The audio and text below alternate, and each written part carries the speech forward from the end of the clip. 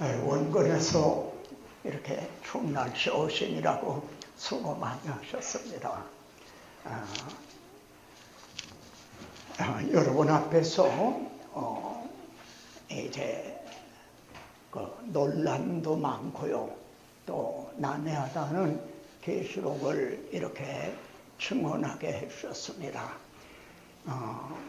제가 계시록을 여러분 앞에 이렇게 증언하게 된 동기는 오직 하나, 구속사의 관점으로 본다는 점입니다. 많은 분들이 요한계시록을 어떤 관점으로 접근을 했느냐, 어떤 관점에서 그걸 보았느냐, 이것은 아주 대단히 중요한 문제입니다. 그런데 저는 요한계시록을 구속사라고 하는 관점, 성경신학이라고 하는 창세기부터 이제 요한계시록 바로 직전에 있는 유다서까지의 하나님의 구원 계획이 어떻게 이루어져 왔는가, 그것이 요한계시록에 가서 어떻게 완성이 되는가 하는 성경의 통일성과 일관성 또는 점진성, 이러한 구속사의 관점으로 요한계시록을 볼 때 계시록을 주신 하나님의 의도는 뭐고, 계시록을 통해서 우리에게 말씀하시는 바가 무엇인가. 그래서 저는 부제로 전투하는 교회에 주신 병법이다, 이렇게 제목을 붙이게 된 겁니다. 여러분이 손자병법이니 뭐 이런 걸 아실 겁니다. 적을 알고 나를 알면 백전백승한다, 그런 얘기를 합니다. 그러니까 요한계시록에서 우리가 싸워야 될 적은 누군가, 그리고 나는 누군가, 나는 어떻게 해서 이길 수가 있는가. 그래서 요한계시록은 통해서 말씀하시려는 걸 한마디로 요약을 한다면, 이제 계시록 2, 3장의 7교회를 향해서 한결같이 성령께서 이기는 자는 7교회를 향해서 이제 7번이나 그렇게 말씀을 합니다. 앞에서 칭찬하시는 것도 다르고, 책망하시는 것도 다르고, 권면하시는 것도 7교회마다 이제 각각 좀 차이가 있습니다. 그러나 공통적으로 하시는 말씀은 이기는 자는 이겨야 된다는 겁니다. 그리고 이길 수 있다는 겁니다. 이것이 7교회를 향해서 하시는 말씀이 아니라 오늘 이 자리에서 우리가 정말 발에 신을 벗은 그런 겸비한 마음으로 이 계시록을 받고 있는 우리들에게, 여러분에게 하시는 말씀인 겁니다. 이겨야 된다. 이것이 이제 계시록을 통해서 우리에게 하시고자 하는 말씀입니다. 자, 그러면은 계시록을 보는 몇 가지 관점이 있습니다. 관점. 이순신 장군이 모함을 받아 감옥에 갇히게 됐었죠. 그러다가 계속 패하게 되니까 결국 이순신밖에는 없다. 그래 다시 옥에 있는 이순신 장군을 이제 다시 세웁니다. 그때 그 애를 써 만든 거북선이 다 파괴가 되고요, 12척밖에는 남지가 않았습니다. 그때 이순신 장군 하는 말이 상류 12척이라 이런 얘기를 했습니다. 상류, 아직도 12척이나 남았다. 여러분, 우리 같으면은 아니 12척을 가지고 저 수많은 저 왜군들을 어떻게 물리치라고 합니까? 이미 난 못합니다. 이미 때가 늦었습니다. 아마 이렇게 할는지 모를 겁니다. 그러나 그분은 아직도 12척이나 남았다. 그러니까 우리는 어떤 상황, 어떤 문제에 봉착하더라도 그 보는 관점, 이것이 이제 승패를 좌우합니다. 예를 들어 12족장들이 똑같은 걸 보았습니다. 결코 다른 걸 본 게 아닙니다. 똑같은 걸 보았지만 10족장들은 부정적인 얘기를 했고 여호수아 갈렙만은 이제 그들은 우리의 밥이라, 우리의 밥이라는 거예요. 하나님이 우리와 함께 하신다. 그들은 적을 보았지만 여호수아 갈렙은 하나님을 보았던 것입니다. 그러니까 우리가 계시록을 어떤 관점으로 접근을 하느냐, 여기에 따라서 계시록을 이제 통해서 말씀하시라는 걸 바로 깨닫게 되는 겁니다. 여기 보면은 미래적인 관점, 과거론적인 이 미래적인 관점은 대개 이제 그 세대주의적인 관점입니다. 계시록의 대부분이 주님 재림 직전의 3년 반, 그때 되어질 일로, 아마 여기 계신 여러분들은 이제 그런 것이 많이, 그런 선입감이 있으실 겁니다. 이것이 미래적인 관점입니다. 또 과거론적인 관점도 있습니다. 아니다, 계시록은 이미 초대교회 때 되어진 일이다. 그때 초대교회 때 되어진 그 일이다, 이렇게 보고 있는 거죠. 또 계시록은 묵시기 때문에 상징적인 것으로 이렇게 생각을 합니다. 그런데 마지막으로 지속적 역사론적인 관점, 이걸 쉽게 말하면은 계시록은 이제 과거 초대교회 때 이미 끝난 얘기도 아니고, 그렇다고 주님 재림하시기 직전에 되어질 그런 미래적인 얘기도 아니라 지금도 오늘도 우리들에게 말씀하시는 그러한 역사론적인 관점, 지금도 말씀한다는 거죠. 그러니까 초대교회 때부터 오늘날까지도 계속 계시록을 통해서 성령께서는 각 교회들에게 이기는 자는 너희는 이겨야 된다 하고 이제 말씀하신다는 그런 내용입니다. 자, 계시록에는요, 내가 보니 하는 말이 무려 54번이나 나옵니다. 하나님께서 열어서 보여주셔야만 볼 수가 있는 겁니다. 이게 계신 거죠. 그래서 기독교는 계시 의존적인 거죠. 불교를 한마디로 말하면 아래서부터 더듬어 올라가려고 하는 거지만, 이제 기독교는 위에서부터 열어서 보여주신 하나님이 말씀을 하시고 말씀의 육신을 입고 찾아오시고, 이렇게 계시의 종교입니다. 이렇게 내가 보니 스데반 집사님이 돌에 맞을 때도 하늘을 열어서 하나님 우편에 서 계시는 주님을 바라보게 해주셨습니다.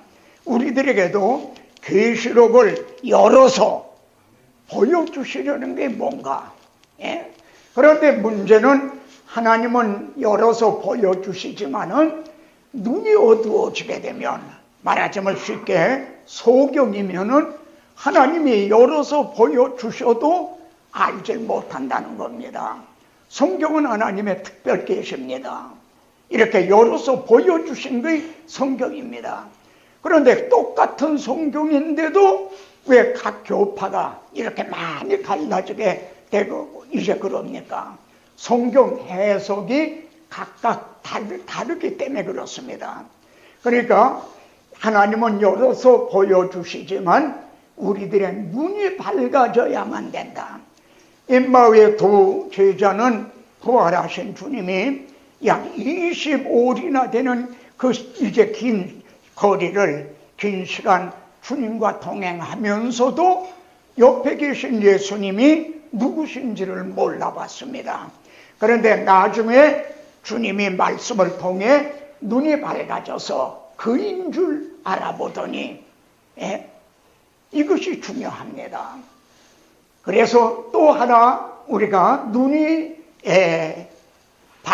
눈이 열려졌다 하더라도, 눈이 이제 이렇게 열려졌다 하더라도, 이렇게 베드로는 맹인이라 멀리 보지 못하고 원시 하질 못한다는 겁니다. 볼 수 있는 사람도 근시가 있습니다. 이렇게 앞에 이렇게 근시로 이제 계시록을 볼 때 근시와 같은 그런 눈으로 보면은 또 전혀 다릅니다. 원시한다는 건 뭡니까? 창세기부터 이제 벌쳐져 있는 전체적인 그 파노라마, 전체적인 맥락에서 계시록을 이제 보아야 우리가 바로 바라볼 수가 있다는 말씀입니다. 제가 이 자리에 선 하나의 이유는 이겁니다. 제가 기도하는 가운데 그래도 하나님께서 제 눈을 열어서 주의 법에 그 놀라운 것을 보게 해주셨다는 이런 감사, 이런 또 사명감이 있기 때문에 감히 여러분 앞에서 계시록을 강론하려고 하는 겁니다. 하나님께서 이 종에게 눈을 열어주셔서 창세기부터 이제 이 성경 66권을 부속사의 관점에서 이렇게 강해라 하게 해주셨는데, 이렇게 우리 목사님들을 모시고 동역자들에게 이렇게 부속사 세미나를 하는데 요한계시록도 한 번은 말씀을 드려야 하지 않느냐는 그런 의무감, 그런 사명감에서 이 자리에 선 겁니다. 또 하나, 누가 주의 마음을 알아서 주를 가르치겠느냐? 그러나 우리가 그리스도의 마음을 가졌나니라. 사도 바울은 그럽니다. 그러니까 성경을 지식적으로만, 문자적으로만 아니라 이제 성경은 하나님이 자기 계십니다. 나는 이런 하나님이시다. 그런데 그걸 문자로는 어떻게 그걸 다 표현할 수가 없는 겁니다. 그러니까 문자 안 속에 이제 포함이 되어 있는 말이죠. 하나님의 마음, 계시록을 우리에게 주신 하나님의 마음, 이것을 이제 누가 알아서 이걸 가르치겠느냐?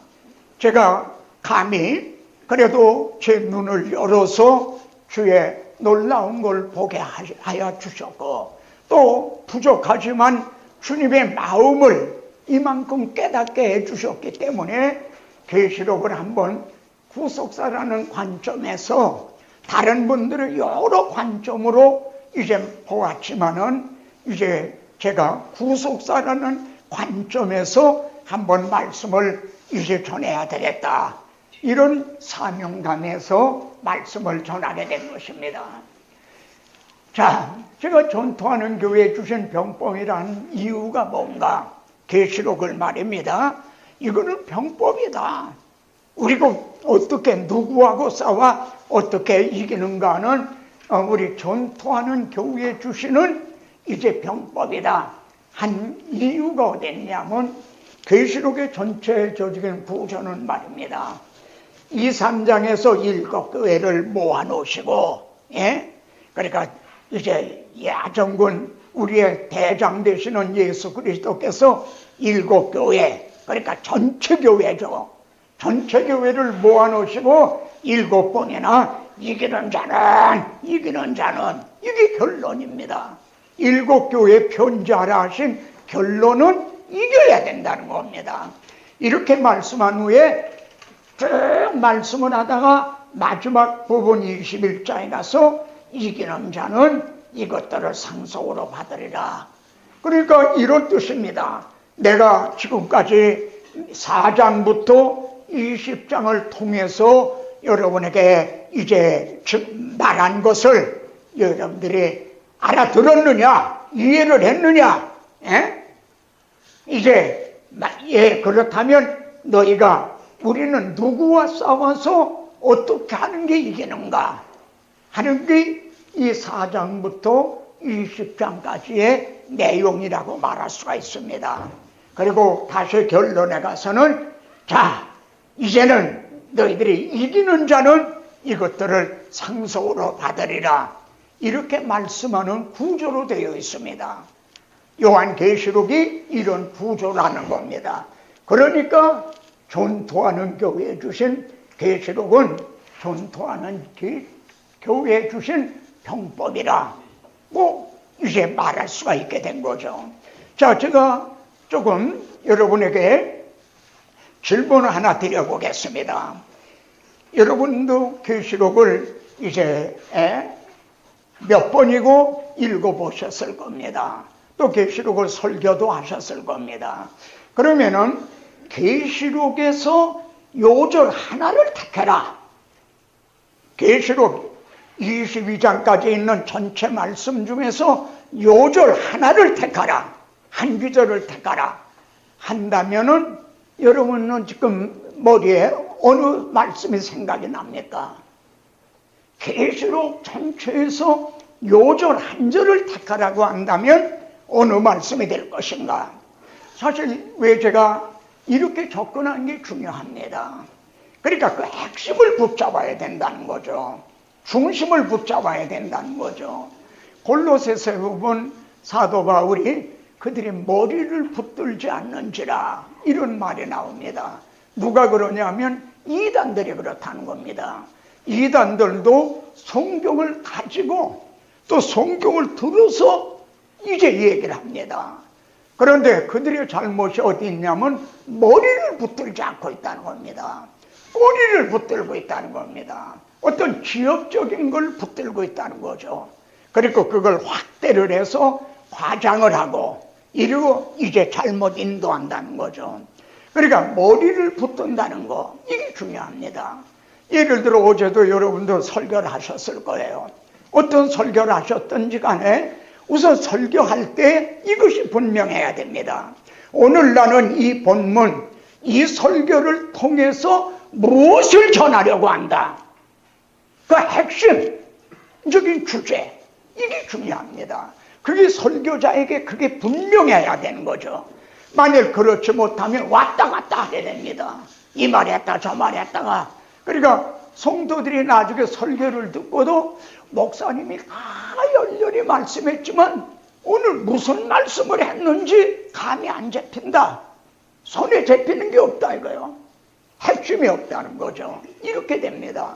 마찬가지로 우리가 계시록을 접근할 때 계시록에서 중심점, 요절을 찾는다면 어느 말씀을 이 말씀이라 할 수 있을까?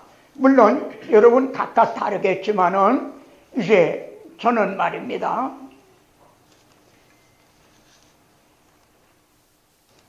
저는 계시록에서 요절을 이제 만일 정하라면 저는 이 말씀을 라고 말할 수가 있습니다. 우리 한번 같이 봉독하죠.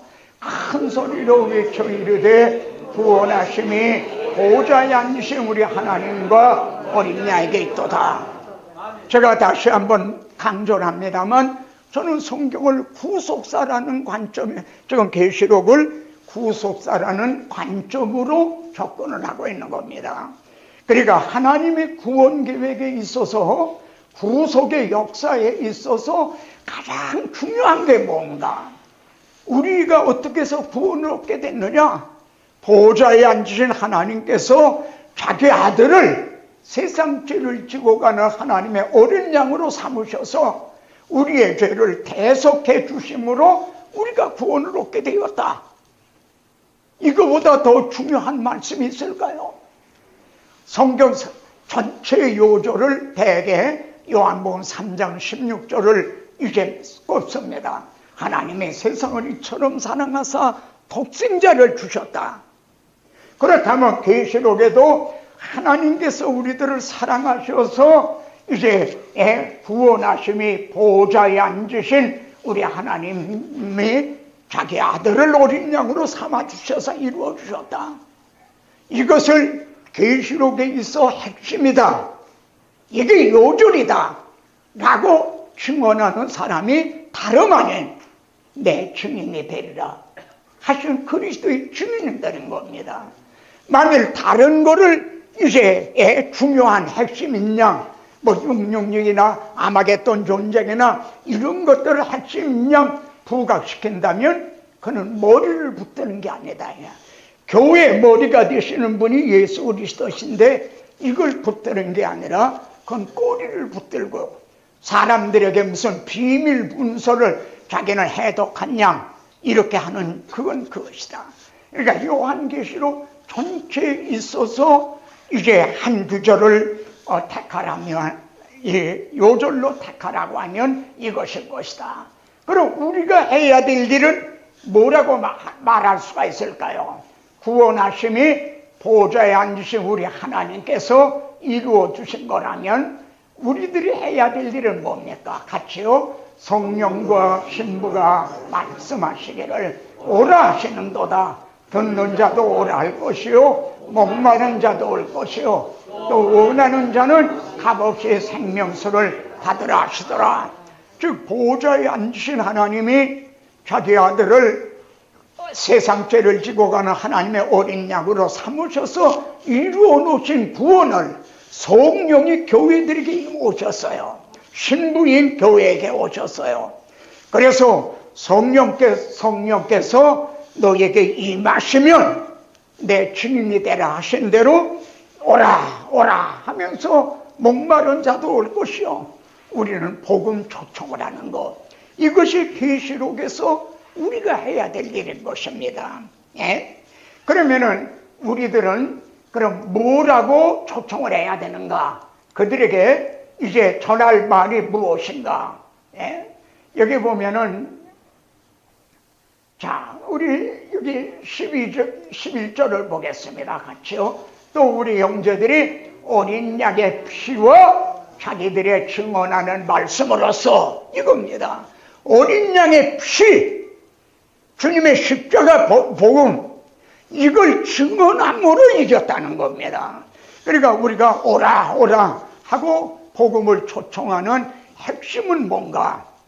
어린 양이 우리 세상 죄를 지고 우리 대신 흘리신, 여기에서요 어린 양의 피다 하는 이 피라는 말은요 구약적인 표현입니다. 저는 이걸 정말 알고 부를까 이런 의심이 들 때가 있어요. 예를 들어 예수 십자가에 흘린 피로써 그대는 씻기고 있는가, 성도들이 이걸 찬양을 해요. 그럼 저 양반들 그 뜻이 뭔지 알고나 부르고 있는 건가? 예수님의 피가 어디 있어요? 예수의 피로 그대는 씻기고 있는가? 주님의 피가 어디 있어요? 어떻게 게 죄를 씻는 겁니까? 모든 죄에 더러워진 예복을 지금 다 벗어서 샘물같이 솟아난 보일로 씻어. 예? 어떻게 하는 게 씻는 겁니까? 예? 입으로는 그냥 그렇게 부르지만 정말 영혼 깊숙한 곳에서 이걸 알면서 하는 걸까? 그런 의문이 들 때가 있습니다. 여기에서 어린 양의 피라고 하는 것은 구약적인 표현입니다. 그래서 신약 성경은 구약과의 일관성을 위해서요 구약적인 표현을 그대로 쓰고 있는 겁니다. 예? 예? 자, 그러면 피라는 뜻이 뭔가? 그냥 피는 생명입니다. 예? 이제 그 생명이 피에 있다, 그런 말씀을 하셨죠. 예? 그런데 흘린 피, 이건 죽음을 의미합니다. 여기에서 이 어린 양의 피와 하는 말은 예수 그리스도께서 우리 대신 죽으셨다, 피 흘려 죽으셨다. 그래서 이제 출애굽 당시에는 그 피를 문설주와 문인방에다 뿌리라, 흘린 피가 내게 뿌린 피가 될 때 그때 효력이 발생한 겁니다. 어린 양이 피를 흘려줬지만 만일 누군가가 그 피를 자기 대문에 뿌리는 거를 이제 거부했다면 그 사람에게는 어린 양은 피를 흘려주셨지만 그에게 그 집은 이제 무사치가 못한 겁니다. 그러니까 어린 양의 피와 라는 말은 예수 그리스도께서 우리 죄를 위해서 대속제물이 돼 대신 죽어주셨다, 이걸 의미하는 겁니다. 이게 신학적으로 풀어서 말한 해석을 하는 거죠. 예? 또 우리는 이렇게 해석을 해줘야 되는 겁니다. 이걸 증언하다가 그들을 이겼다는 겁니다. 우리 주님도 뭘로 이겼었습니까? 골로새서에서는 분명히 십자가로 이기셨다, 이렇게 증언합니다. 주님이 십자가로 이기신 것을 우리는 십자가 그 어린 양의 피를 증언함으로 우리도 이긴다는 거. 그러니까 성령이 교회들에게 오셔서 신부에게 오셔서 오라 오라 오라 하고 복음을 증언해서 초청을 하는 것이 이제 그 내용이 뭐냐면 핵심은 어린 양의 피라는 거야. 구주의 복음을 저 날제모 보혈의 능력 하는 바로 여기 있다 이거예요. 근데 현대 교회 문제가 이걸 옆으로 제쳐놓고 있다는 겁니다. 예. 그리고 계시록을 해석할 때도 이 핵심적인 정말 다시 쉽게 구속사적으로 이 계시록을 접근하는 것이 아니라 무슨 비밀 문서를 해독한 양 이렇게 접근하기 때문에 많은 이설이 있게 된다는 겁니다. 그러면은 이렇게 여기에 보면은 이제 그들의 어린 양의 피와 자기들의 증언하는 말로서 그들을 이겼다. 근데 이어지는 말이며 그들은 죽기까지 자기 생명을 아끼지 않았도다. 증언하다가 죽었다는 겁니다. 죽임을 당했다는 거죠. 순교를 당했다는 거죠. 계시록에는요 소모나교회 안디반과 누가 또 죽임을 당하는 게 나옵니다. 또 여섯째 인을 떼실 때 보면은 순교자들이 막 하나님 앞에 호소하는 그 장면이 나옵니다. 그리고 11장에는 두 주민이 증언하다가 죽임을 당하는 것도 나옵니다. 예? 그리고 이걸 이긴 겁니까? 진 겁니까? 여기에서는 이겼으니 그들을 이겼으니 하면서 그들은 죽기까지도 자기 생명을 그러니까 증언하다 죽었다는 겁니다. 그럼 이긴 건가 진 건가? 세상적인 관점으로 보면 진 겁니다. 그러나 우리가 구속사적으로 관점으로 보면 이긴 거라는 거죠. 왜냐하면 주님은 이렇게 말씀합니다. 몸은 죽이고 그 이상 못하는 자들 그걸 두려워하지 말아라. 몸과 영을 지옥에 던지는 자. 그래서 계시록 20장에 가서는 그들을 죽이든 이제 순교하게 하던 이 용이 잡히고 짐승이 잡히고 말이죠. 결박을 당하고 그러나 죽임을 당했던 그들은 보좌에 앉아서 말이죠. 심판하는 권세를 갖고 왕노릇하는 완전히 뒤집어지는 게 보여주고 있습니다. 계시록을 통해서 그러니까 마지막에 웃는 자가 참으로 웃는 자라 하듯이요. 마지막으로 승리하는 자 이게 진정 승리한 자입니다. 오늘날도 목사님들 가운데 정말 승리한 목사님들 같은 분들이 많죠. 아, 저분은 성공한 목사님이다. 불과 교회를 설립한 지 10년도 안 되는데 몇 명이 모이고 예배당을 얼마나 짓고 어떻게 짓고 그분은 성공적이고 승리한 사람같이 평가를 합니다. 그러나 주님이 보실 때 어떻게 인정하시느냐 이 점이 중요합니다. 나는 부자라 부족한 것이 없다 하지만 내 곤고한 거 가련한 거 가난한 거 이걸 알지 못하는도다 그 말씀을 합니다. 그러니까 세상적인 관점으로 보면 바울도 스데반도 징계되지만 정말 불쌍하고 비참한 것 같지만 그러나 그들이 이긴 자라는 겁니다. 나를 위하여 이제 살고자 하는 자는 죽고 죽고자 하는 살기라. 주님은 이 역설을 말씀했어요. 근데 계시록은 바로 그걸 보여주고 있는 겁니다. 예? 근데 오늘날에는 우리들은 보다도 바울이 순교 직전에 고백한 미쁘다 이 말이요. 우리가 주와 함께 죽으면 함께 살 것이요. 이걸 안 믿고 있다는 거죠. 주와 함께 죽으면 함께 살 것이다. 승리하게 된다는 거죠. 계시록은 바로 우리에게 이것을 보여주고 있는 겁니다. 그러니까 성령과 신부가 말씀하기를 오라 하시는도다 하는 우리가 증언해야 될 핵심이 뭐냐면 어린 양의 피라는 겁니다. 자, 그러면은 우리가 싸워야 될 적은 누군가? 여기 이제 16장에 가서 보면 이런 말씀이 나옵니다. 여기 16장 얘기입니다. 같이요. 또 내가 보매 개구리 같은 새 더러운 영이 용의 입과 짐승의 입과 거짓 선지자 입에서 나오니, 우리가 싸워야 될 종은요, 용, 그리고 짐승. 이 짐승은 짐승 같은 사람, 적그리스도죠. 그리고 거짓 선지자. 이것이 우리가 싸워야 될, 계시록에서 이기는 자는 하셨는데, 우리가 누구하고 싸워야 되는가? 바로 이들이 우리가 싸워야 될 적인 겁니다. 그런데 여기 보면은 입이라는 말이 전부 강조됐어요. 용의 입, 짐승의 입, 거짓 선지자의 입. 그러니까 우리가 싸워야 되는 무기는 뭐냐? 입이라는 겁니다. 입. 그러니까 여러분의 입에서 진리가 나오느냐, 비진리가 나오느냐 하는 진리와 비진리의 싸움이고, 그리고 진리와 함께는 성령이 역사하시고, 비진리와 함께는 더러운 영, 여기 보면 개구리 같은 더러운 영. 왜 이단이 무서운 겁니까?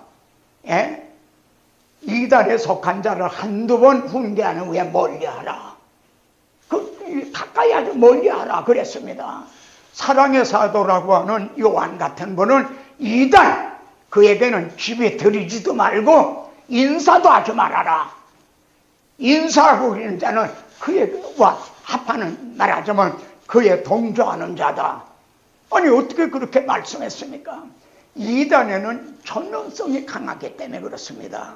그런데 이 전염성이 말로 설득을 해서 전염이 되는 것만이 아니라 그들의 전하는 말과 함께 더러운 영, 악령이 역사한다는 겁니다.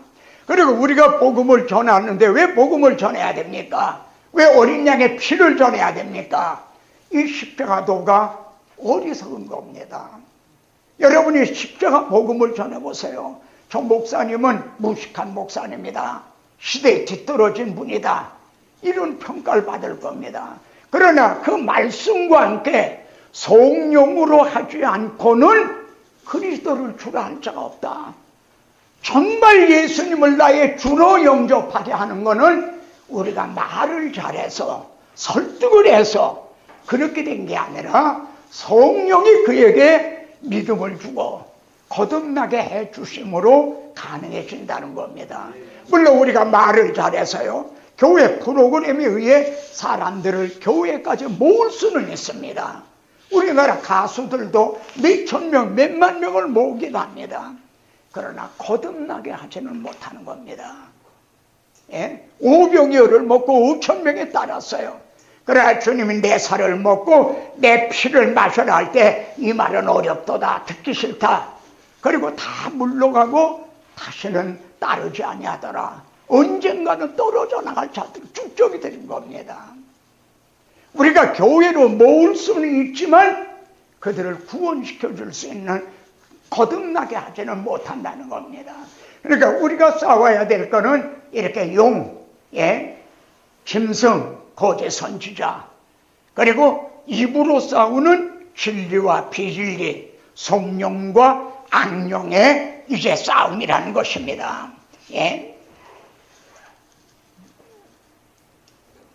그리고 여기 보면은 주님이요, 여기 보면 이제 이렇게 7째 천사가 그 대접을 공중에 쏟음에 큰 음성이 성전에서 이제 나와서 이르되 되었다. 이때 계시록 16장에서 심판은 끝나는 겁니다. 되었다. 여기 끝나는 겁니다. 심판은 이렇게 이제 끝나는데 21장 우리 6절에 가보면 말입니다. 이렇게 말씀합니다. 우리 6절 같이 보죠. 21장 6절. 또 내게 말씀하시되 이루었도다. 여기 또 나옵니다. 이루었도다. 이건 하나님의 구원 계획이 완성되는 겁니다. 16장에서 되었다 하신 것은 심판이 종결된 걸 의미하고요, 여기서 이루었도다 하는 것은 하나님의 구원 계획이 완성된 겁니다. 그래서 나는 알파와 오메가요 처음과 마지막이라. 창세기에서 시작한 것이 요한계시록에 가서 완성이 되는, 이것이 우리에게 주신 요한계시록입니다. 지금 제가 서론적으로, 그러니까 요한계시록을 어떻게 접근을 해야 되느냐, 요한계시록을 통해서 우리에게 말씀하시고자 하는 게 뭐냐, 우리 눈이 밝아지기만 한다면 요한계시록에서 뭘 봐야 되느냐, 정말 우리가 주의 마음을 가졌다면 요한계시록에서 계시록을 통해 우리에게 말씀하시려는 가장 요점이 뭔가, 이 점을 제가 조금 이렇게 말씀을 드린 겁니다. 자, 이제 우리가 요한계시록을 이제 좀 더 살펴보게 됐습니다.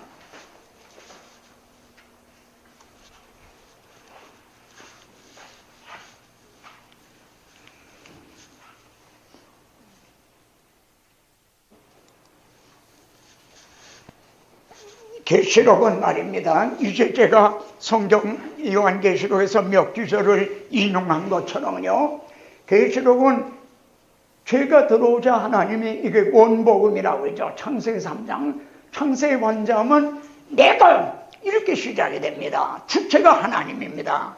보좌에 앉으신 하나님, 내가 어떻게 하시겠느냐, 여자의 후손으로 내 머리를 상하게 하리라. 그러니까 내가 하겠다는 겁니다. 하나님이 하시겠다는 겁니다. 누구를 통해서요? 여자의 후손을 통해서요. 그래서 보좌에 앉으신 우리 하나님과 이 구원하심이 어린 양에게 있도다. 요한계시록에서 아까 인용한, 그러니까 내가 하리라고 선언하신 원복음의 성취를 보여주고 있습니다. 계시록은 이거다 이거야. 이렇게만 접근을 하면요, 계시록에 결코 난해한 거거나 그런 거는 아닙니다. 자, 내가 너로 여자와 원수가 되게 하고 네 후손도 여자의 후손과 원수가 되게 하리니, 예? 여자의 후손은 네 머리를 상하게 할 것이요,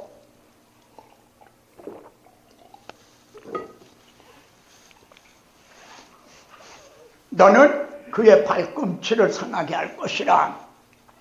예수님을 십자가에 못 박은 거, 또 계시록에서 그 많은 이제 그 대적을 하는 거, 이거는 발꿈치를 상하게 하는 정도지, 결코 사탄이, 하나님이 이루시고자 하는 거를 그걸 파괴하거나 무산시키거나 그들이 승리하지 못한다는 겁니다. 그건 여기, 그러니까 머리와 발꿈치를 생각해 보십시오.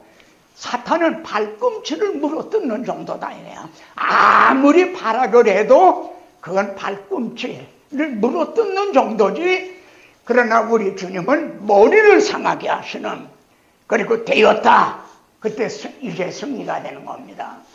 이렇게 선언을 하셨는데 계시록에 가보세요. 창세기에서 이렇게 하셨잖아요. 근데 계시록엔 용을 잡으니 이놈이 누구냐 하면 뱀이요, 그리고 아담을 꼬인 뱀이 정체가 뭐냐면 마귀요 사탄이다. 잡아서 천년 동안 결박하여 또 그들을 미혹하는 마귀가 불과 유황못에 던져지니 거기는 짐승과 거짓 선지자도 있어. 이렇게 원복음이 완성되는 것, 이것이 계시록인 겁니다. 예?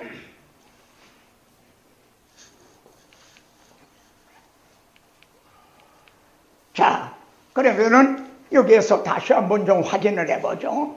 창세기 1장부터 3장과 계시록 20장에서 마지막 3장, 성경의 처음 3장과 성경의 마지막 3장의 이 조화를 좀 봅시오. 태초에 하나님이 천지를 창조하시니라. 계시록에서는 또 내가 새 하늘과 새 땅을 보니, 그리고 창세기에서는 먹는 날에는 반드시 죽으리라 그랬는데 다시 사망이 없고, 한 사람으로 말미암아 죄가 들어오고 사망이 왔는데 이제 다시 사망이 없다는 겁니다. 계시록에서는 여자의 후손은 네 머리를 상하게 할 것이 그런데 용을 잡으니 뱀이요 마귀요. 또 계시록에서는 땅은 너로 말미암아 저주를 받고, 저주가 돌아왔어요.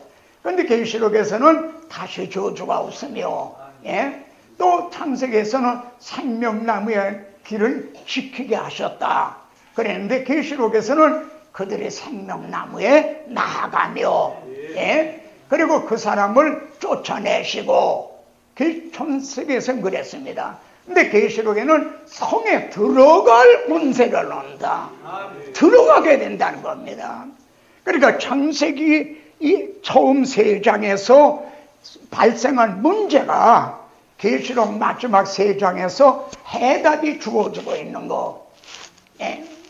자, 그래서 창세기를 알아야, 구속사를 알아야 계시록을 통해서 말씀하시려는 걸 바로 알게 된다는 거죠. 그러니까 지금까지 많은 분들이, 예, 계시록 강의를 하고 강론을 했습니다. 어떤 분은 주경적으로요, 어떤 분은 교의신학, 조직신학적으로, 뭐 또 어떤 분은 비밀을 이렇게 이제 암호를 해석하든 뭐 여러 가지로 했어요. 주님이 계시록을 주신 지가 2000년이 됐습니다. 계시록을 우리에게 주신 지 2000년이 됐어요. 근데 사랑하는 동족자 여러분, 지금 우리가 계시록을 이 부속사라고 하는 관점에서 이렇게 증언하고 있는 사람은 많지가 않다는 겁니다.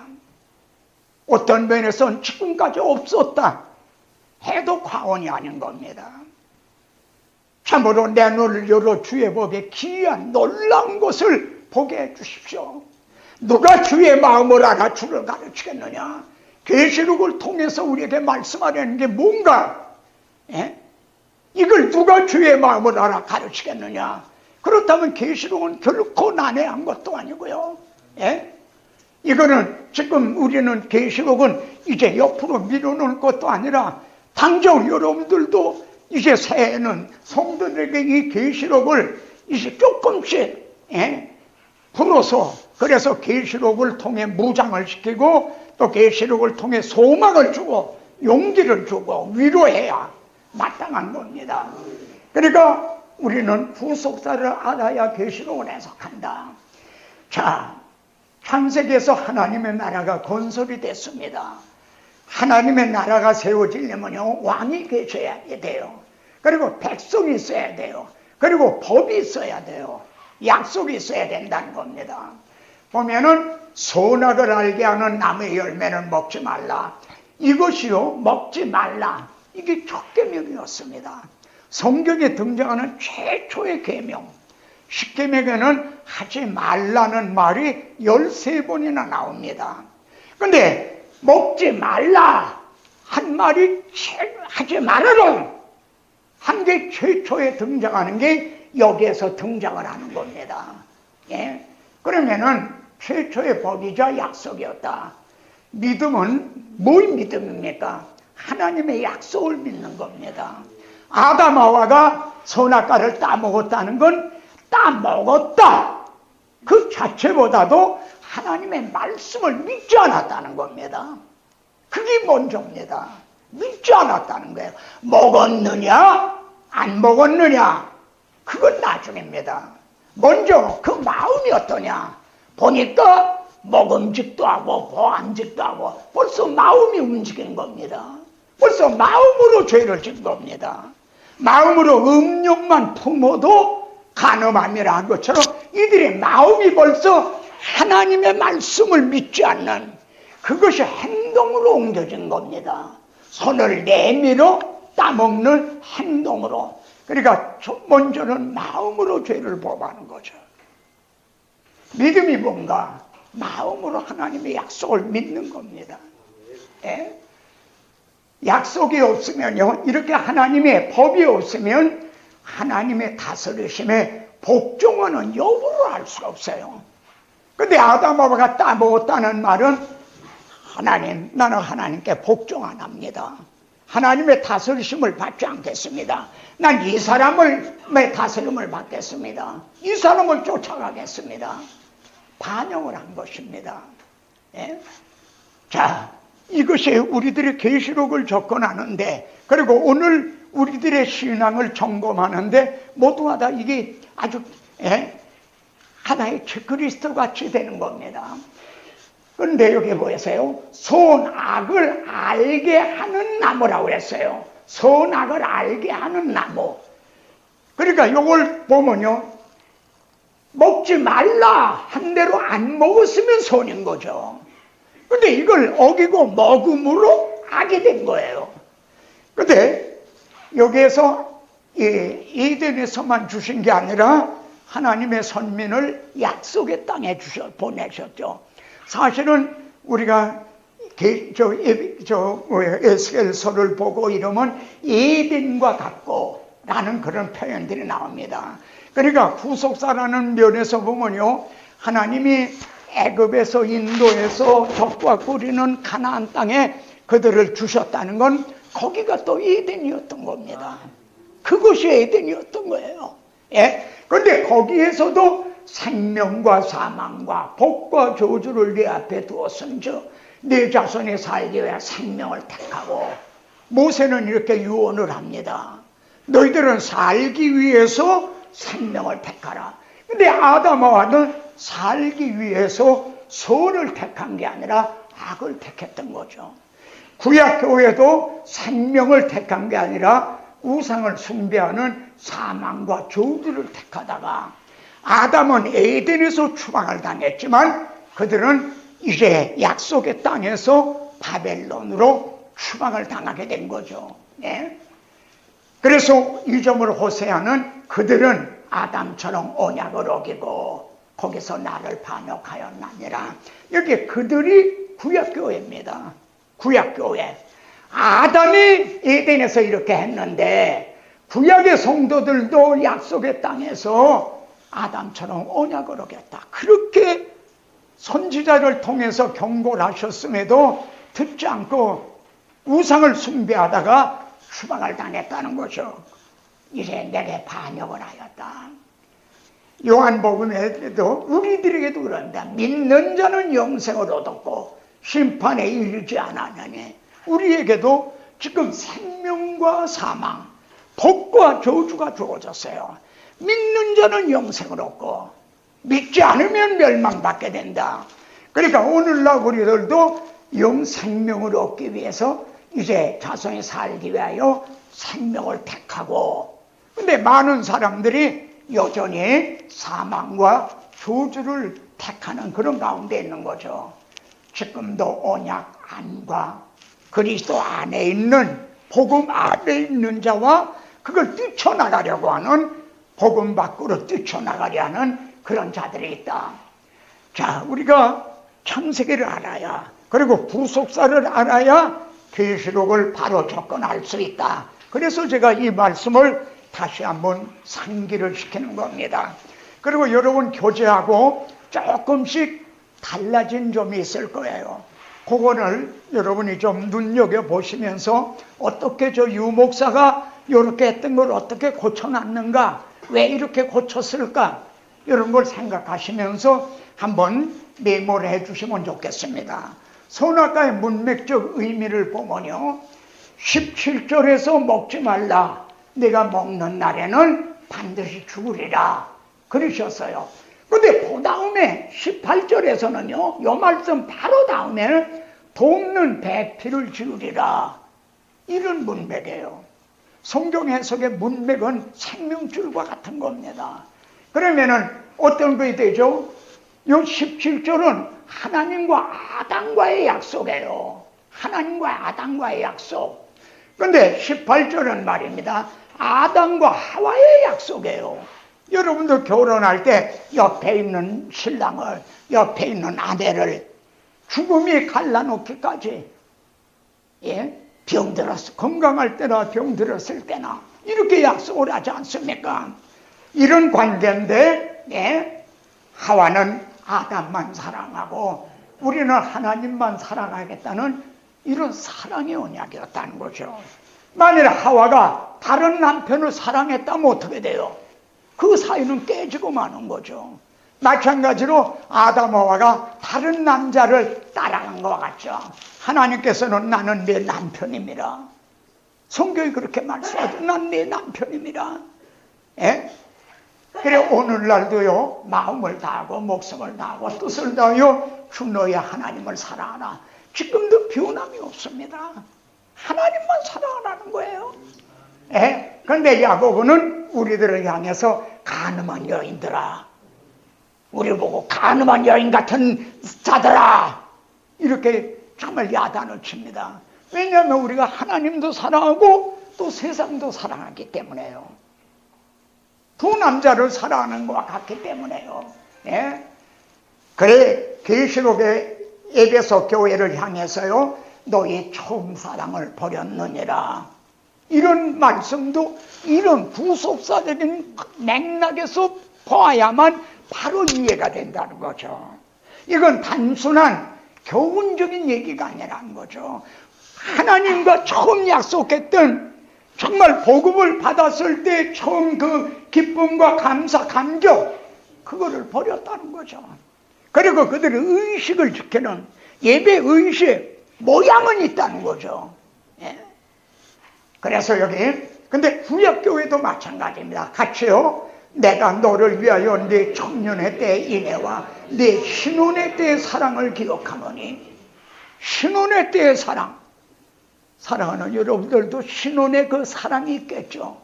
그 사랑이 지금 부부관계 속에 지속이 되고 있습니까?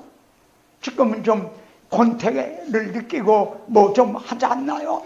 구약교회도 출애굽을 할 때, 홍해를 육지같이 건널 때, 이때가 신혼시절이었다는 겁니다. 신혼시절. 근데 그들이 나중에 배가 부르고 하니까 어떻게 됐죠? 우상을 숭배하게 된 거죠. 딴 남자를 사랑하게 된 거죠. 그러니까 이 아담 하와가 하와에게 하셨던 이것이 바로 오늘 우리들의 처지다, 이런 걸 깨닫게 됩니다. 자, 여기에서 보면요 하나님이 그 사람을 쫓아내시고 그랬어요. 그리고 그 사람이 누굽니까? 쫓아내셨다는 그 사람이 누군가? 하나님이 자기 형상대로 창조하신 그 사람입니다. 그리고 모든 것을, 하나님이 창조하신 모든 것을 다스리게 하자 하신 그 사람입니다. 하나님은 그 사람을 쫓아내실 수밖에 없었어요. 하나님의 형상대로 지었다는 건 교제의 대상, 하나님을 예배하는 제사장적인 이런 직무로 다스리게 하자 한 것은 하나님을 대리한 관리자로 왕적인, 저는 이거를 505에서 왕 같은 제사장의 축복이었다, 이렇게 저는 보고 있었죠. 그런데 추방하실 수밖에 없으신 하나님은 어땠는가? 고린도후서를 통해서 설명하는 게 도움이 됩니다. 의와 불법이 어찌 함께하며 빛과 어둠이 사귀며, 하나님은 의로우신데 그들은 불의한 자가 되고 하나님은 빛이신데 그들은 어둠이 됐다는 겁니다. 그래 추방하실 수밖에 없다는 거예요. 이게 문제입니다. 근데 벌써 여러분 이걸 들으시면서 해답이 생각났을 거예요. 우리도 의롭다함을 얻어야만 다시 하나님께로 돌아갈 수가 있다는 거죠. 근데 우리 행위로는 불가능하다는 거죠. 그래서 하나님이 자기 아들을 통해서 의롭다고, 아들의 구속을 통해서 의롭다고 여겨주셨다는 거죠. 그리고 우리들도 너희는 이제는 어둠에 속하지 않고 빛의 자녀들이라. 바울은 우리 보고 빛의 자녀들이라고 말합니다. 이제 어둠의 자식들이 아닙니다. 이게 그리스도로 말미암아 이렇게 갖게 됐다. 그리고 한마디로 이걸 말하면 내가 벗었으므로, 이런 상태가 되었기 때문에 벗은 상태로 하나님 앞에 있을 수 없는 거예요. 그러니까 추방을 당할 수밖에 없었다는 겁니다. 이런 맥락을 알아야 우리가 계시록을 이제 바로 접근할 수가 있다는 말입니다. 추방하시는 하나님의 마음, 추방 당하는 아담 하와만 생각하지 않았습니까? 그래서 사랑의 하나님이 어떻게 그렇게 선악 갖다 못하고 추방하신단 말인가? 추방 당하는 아담 하와만 생각을 해요. 추방하실 수밖에 없는 하나님의 마음은 생각을 안 한다 이래요. 하나님은 자기 백성을 잃어버리신 겁니다. 예? 하나님이 형상대로 주셨던 만물을 다스리게 하셨던 이들을 잃어버리신 겁니다. 예?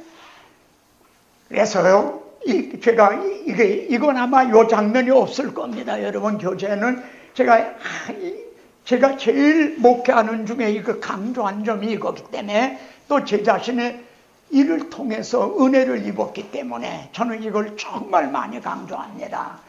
계시록에는요, 벗었다는 말이 강조되어 있어요. 아까 아담아가 우리가 벗었기 때문에 두려워서 숨었나이다 그랬죠. 근데 계시록에는요, 여기 보세요. 내가 말하기를 나는 부자라 부유하여 부족할 것이 없다나. 시작. 내 공고한 것과 가련한 것과 가난한 것과 눈먼 것과 벌거벗은 것을 알지 못하는도다. 이것이 계시록. 아까 여러분 창세기에서 아담 하와가 하나님의 아담아 내가 어디 있느냐 할 때 벗었기 때문에 두려워 숨었나이다 하는 거하고 결부가 되는 겁니다. 예? 이게 동떨어진, 계시록에 결코 동떨어진 말씀이 아니다. 벌거벗은 것을 알지 못하는도다. 왜 알지 못하죠? 눈이 멀었기 때문에 그렇습니다. 목사님도 눈이 멀었기 때문에 소경을 인도하기 때문에 자기 성도들이 벌거벗고 있다는 걸 모르고 있다는 거죠. 그래서 여기 또 16절에 보세요. 보라 내가 도둑같이 오리니. 시작.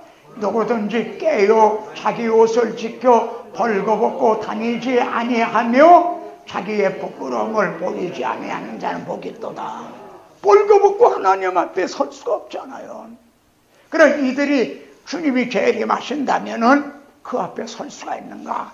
이 라오디게아 성도들이 주님 재림하시는 주님 앞에 설 수가 있는가? 아니면 죽어서 하나님 앞에 갈 때도 이런 벌거벗은 몸으로 하나님 앞에 설 수가 있는가? 그리고 오늘 현대 교회는 어떤가? 여러분은 어떻고 여러분에게 맡겨주신 성도들은 지금 벌거벗고 있지 아니한가? 우리는 이 계시록에서 이 아담이 벌거벗었기 때문에 두려워 숨었다는 이 점이 강조되어 있다는 점, 이걸 또 우리는 놓지 말아야만 됩니다. 자, 그런데 참 여기 또 하나님의 말로 다 알 수 없는 사랑의 마음이 나오죠. 가죽옷을 지어 입히셔서 추방하시는 하나님의 마음. 예?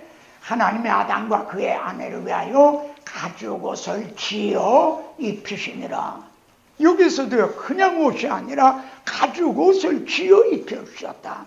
그리고 이 가죽옷은 하나님이 만들어 주신 거라는 겁니다. 구원하심이 보호자에 앉으신 우리 하나님과 어린 양이 있도다. 이거하고 연결이 되죠. 하나님은 자기 아들을 새삼죄를 지고 가는 하나님의 어린 양으로 삼으셔서 십자가에 못 박아 가죽을 벗기듯 해서 이루어 주신 것이 구속이요, 하나님의 의가 나타났습니다 하는 복음이었던 거죠. 아닙니까? 예? 이렇게 하신 하나님이 그 다음에 그 사람을 쫓아내시고, 왜 가죽옷을 입혀 쫓아내시는 하나님의 마음이 뭔가 벌써 해답이 나온 겁니다.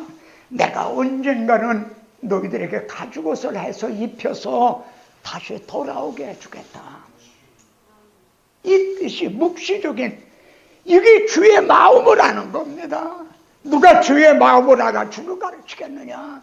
이것이 눈이 밝아지는 겁니다. 예? 그래서 하나님은요, 때가 참에 하나님의 아들을 보내서 여자에게 나시가, 여자의 후손으로 때가 차니까 그렇게 보내주신 거죠. 그리고 그의 속량으로 말미암아, 예? 예수 그리스도께서 우리 대신 죽어주심으로, 예? 의롭다 하심을 얻은 자 되었다. 우리에게 의의 옷을 입혀주신 거죠. 우리에게 입혀주신 칭의는 가지고 오신 겁니다. 이걸 입고 하나님 앞에 돌아가게 되었다는 거. 자, 성경은 문제에 대한 해답이다. 그럼 최우선적인 문제가 뭔가? 예? 시작. 나는 나를 위하며 나를 위하여 이룰 것이라. 나를 위하여 이룰 것이라는 거예요. 이 하나님의 구원 계획을 하나님께서 나를 위하여 이룬 것이라. 어찌 내 이름을 욕되게 하리요 내 영광을 다른 자에게 주지 않느니라. 이 하나님의 구원 계획에는요, 하나님의 이름과 명예죠. 명예와 영광이 걸려 있는 거예요. 예? 그래서 이건 반드시 완성된다는 거죠. 예? 그러면은 여기 이 점을 조금 제가 더 이제 처음 오시는 분이 계실까 해서 조금 더 확대를 해서 보여드린 겁니다. 하나님이 이스라엘 백성들을 이제 바벨론으로 추방을 하십니다. 그런데 그때 그 여러 나라에서 더럽힌 내 거룩한 이름을 내게 아꼈느라. 당하는 그들만 생각하면 안 됩니다. 선민 이스라엘, 하나님의 이름이 걸려있는 그들이 추방당한다는 건 하나님의 이름이 더러워졌다 이거예요. 예? 여러 나라에서 더럽힌 자식이 감옥에 들어가면은 아버지 이름이 더러워지는 거죠. 그렇지 않습니까? 예? 그들이 바벨론으로 추방을 당했을 때 하나님의 이름이 더러워졌다. 그러므로 이스라엘 족속아, 내가 이렇게 행하면 그들을 바벨론에서 돌아오게 해주시는 것은 너희를 위함이 아니라 시작. 너희가 들어간 그 여러 나라에서 더럽힌 나의 거룩한 이름을 위함이라. 무슨 어떤 점이 생각이 나십니까? 우리를 사탄의 포로에서 돌아가게 해주시는 거, 우리를 구원하여 주시는 거는 우리들에게 자격이나 공로가 있어서가 아니라 하나님의 형상대로 지음을 받았던 그들이 그 하나님의 이름과 명예, 그를 위해서 우리를 돌아가게 해주신다는 거죠. 그러니까 이것이 계시록하고 연결이 되는 겁니다.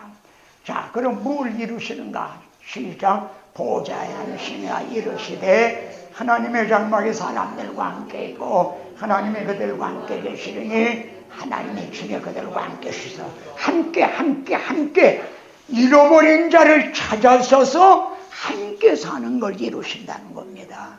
그래야 그때 가서야 하나님의 이름과 영광이 온전히 더럽혀졌던 하나님의 이름, 그것이 온전히 회복이 된다는 말씀입니다. 이해가 되시죠? 지금 계시록을 우리가 이 성경, 이 구속사적인 이런 맥락에서 접근을 할 때, 아, 계시록을 우리에게 주신 의도가 뭔가 하는 건 아니냐. 그렇게 되면은 다시 사망이 없고 곡하는 거 이런 것이 있지 않냐고. 좋은 것들이 다 지나갔으므로라. 잃어버린 자기 백성을 찾으셔서 하나님과 그의 백성들이 함께 사는 걸 이루신다.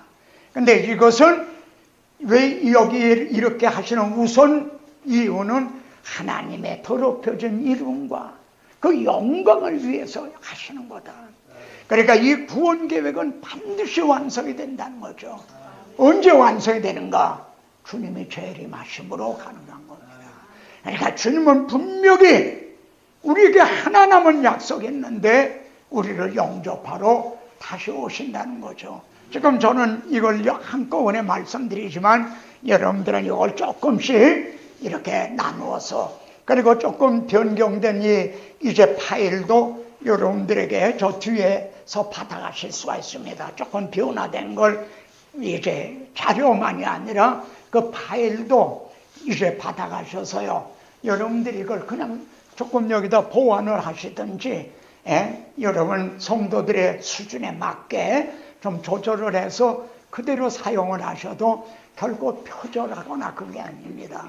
제가 이 점을 자꾸 강조합니다. 이거 전부 성경 말씀이지 내 주장, 내 생각, 내 사상을 말하고 있는 게 아닙니다. 만일 표절한다면 성령님에게 표절하는 거죠. 그러니까 하나님과 함께 산 때가 있었습니다. 그건 하나님 보시기에 심히 좋았더라 한 하나님과 함께 산 것은 죄가 들어오기 전에 창세기 1, 2장의 짧은 순간뿐이었다. 3장에서 죄가 세상에 들어오고 사망, 저주가 오고 그래 추방을 당함으로 하나님과 함께 사는 게 깨지고 말았다. 그러면 하나님은 어떤 방법으로 이루시는가요? 하나님은 이제 이걸 우리와 함께 사는 이루었도다 하시는 우리와 잃어버린 백성을 찾으셔서 함께 사는 걸 어떤 방법으로 이루시는가 하면은 여기 보면 독생자를 보내셔서요. 그리고 인자가 온 것은 잃어버린 자를 찾으러 왔다. 언제 잊어버렸습니까? 인류의 시종 아담하와가 하나님 앞에 추방을 당할 때, 그때는 아담이 추방당한 게 아닙니다. 인류의 시조가 추방을 당한 겁니다. 그래서 우리는 추방당한 상태에서 태어난 자들인 거예요. 우리들은 다요. 이게 원죄 하에서 태어난 거고 잃어버린 상태에 태어난 거죠. 난 이들을 찾으러 왔다. 구원하러 왔다. 근데 찾으시기 위해서는요, 자기 목숨을 대속물로 주려 합니다. 그들은 죄값에 팔렸거든요. 그래서 나는 그들의 죄를 내가 대신 해결해 주기 위해서 왔다. 하나님은 이 방법을 통해서 이루시는 거예요. 그리고 요한복음 19장의 십자가상에서 다 이루었다 선언하실 때 죄 때문에 막혔던 시장이 열려진 거죠. 죄 때문에 하나님께 나아가는 길이 막혔던 시작이 열려짐으로 내가 문이니 나로 말미암아 들어가며 구원을 얻고 들어가며 나오며 꿀을 얻으리라는 문이 열리게 된 거죠. 그래서 여기 보면 어린 양의 피 죽으심을 강조하고 있어요. 계시록에서는요, 예수님의 어린 양의 이제 피와 그리고 우리 위해 죽으셨다는 것, 이 점이 계시록에서 강조가 됐어요. 정말 여러분들이 주님이 말씀하신 내 증인이 되라 하신 그리스도의 증인이라면 계시록에서 이거를 증언해야 되는 거죠. 이걸 보아야 되는 거죠. 그리고 볼 때 마음이 뜨거워져야 되는 거죠. 그런데 다른 것만 증언 안 되고 다른 것만 중요시 여기고 있다 이거예요. 계시록에서 어린 양의 피와 죽으심이 강조가 되어 있다는 점을 이제 우리가 보게 될 것입니다. 성경 전체의 구조는 세 번의 이루심으로 되어 있다. 천지 만물의 이루심이라 초창조죠.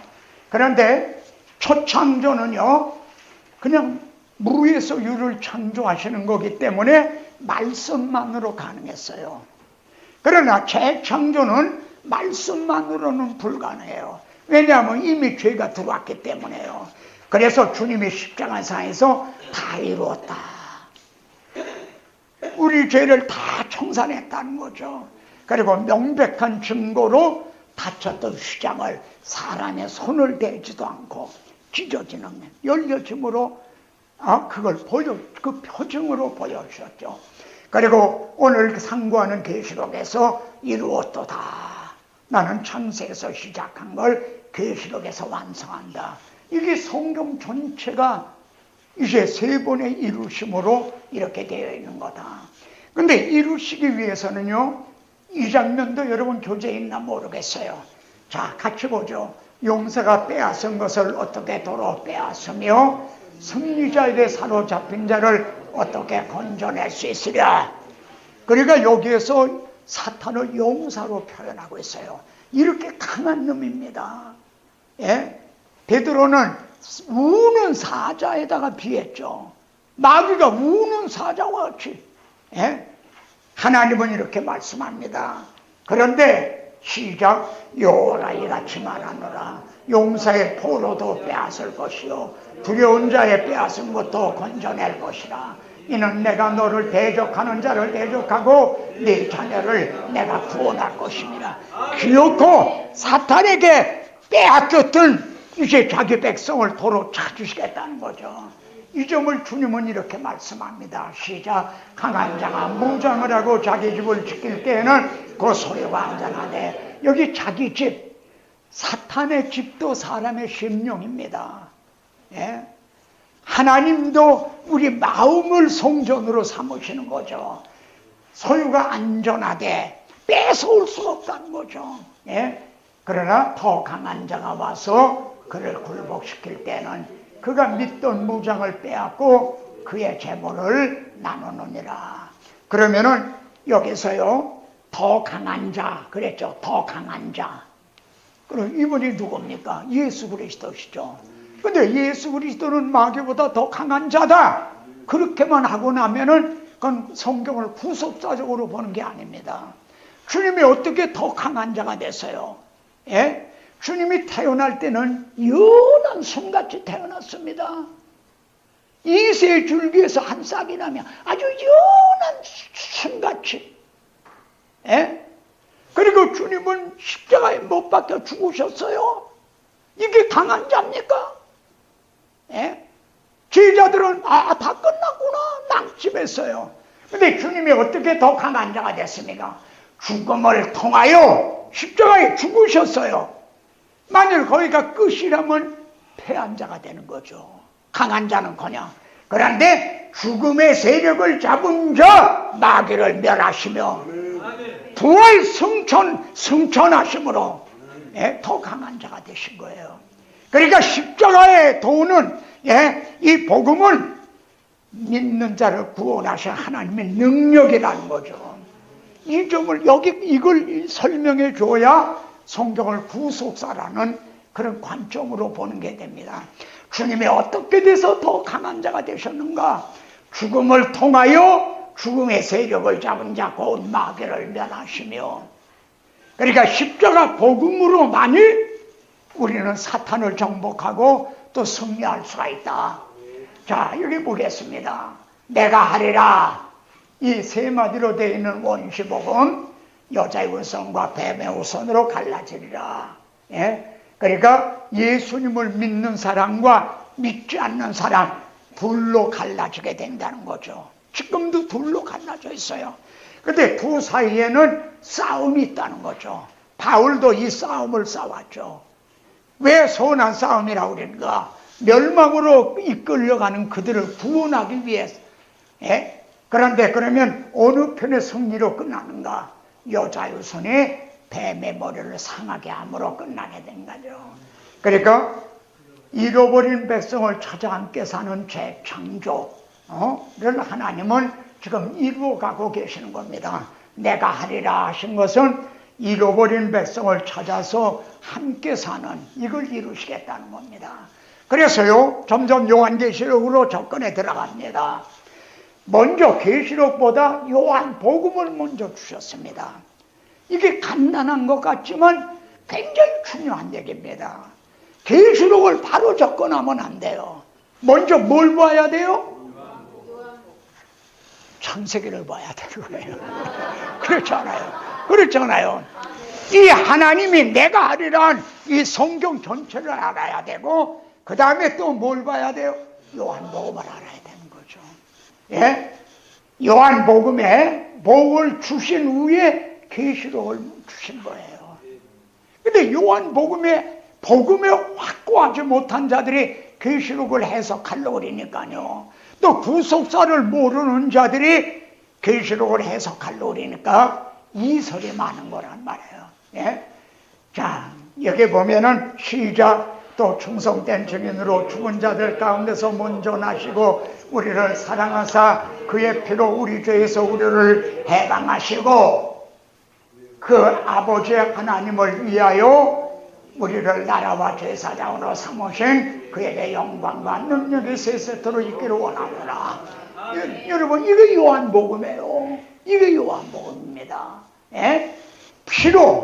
그의 피로 우리를 죄에서 우리를 해방하시고, 그리고 이거 이렇게 박스로 묶어 놓을 때는 좀 중요하기 때문에 그렇습니다. 어떻게 피로 우리를 죄에서 해방하신 게 왜 그렇게 하셨느냐? 아버지 하나님을 위해서, 아버지 하나님의 이름을 위해서, 우리가 더럽힌 하나님의 그 이름, 영광을 위해서. 그래서 우리를 나라와 제사장으로 다 다시 하나님을 섬기는 제사장이 되게 하시고, 그리고 하나님이 지으신 모든 걸 다시 다스리는 나라가 왕이 되게 하시기 위해서.